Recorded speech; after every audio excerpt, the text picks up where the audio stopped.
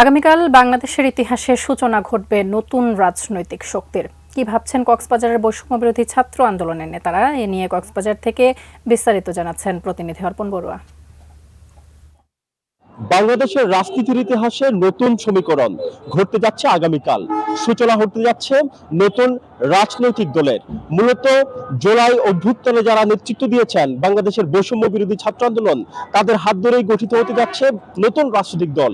এই নতুন রাজনৈতিক দল নিয়ে কি ভাবছেন কক্সবাজারের বৈষম্য বিরোধী ছাত্র আন্দোলনের নেতারা, তাদের সাথে আমরা একটু কথা বলে জানবার চেষ্টা করব। আজকে আমাদের সাথে রয়েছেন কক্সবাজার বৈষম্য বিরোধী ছাত্র আন্দোলনের আহ্বায়ক যিনি রয়েছেন, তার সাথে আমরা কথা বলবো। শাহেদ, আপনাকে অভিনন্দন জানাচ্ছি এবং আপনি যদি জানাতেন যে আগামীকাল যে রাজনৈতিক দলটি গঠিত হতে যাচ্ছে এই নিয়ে আপনার প্রতিক্রিয়া কি? আমাদের এক্সপেকটেশন হচ্ছে আমরা বৈষম্যহীন সুন্দর সোনার বাংলা, দুর্নীতি মুক্ত একটা সোনার বাংলা গঠনের জন্য আমরা আসলে এই নতুন দলের ঘোষণা, এটা অবশ্যই আমাদের জন্য আনন্দের। কারণ আমরা এই নতুন দলের ঘোষণার মধ্য দিয়ে আমরা রাজনীতিতে পদার্পণ করতে চাচ্ছি এবং আমরা এই রাজনীতির মাধ্যমে আমরা জনগণ থেকে প্রত্যাশা কি নতুন রাজনৈতিক দলের কাছ থেকে?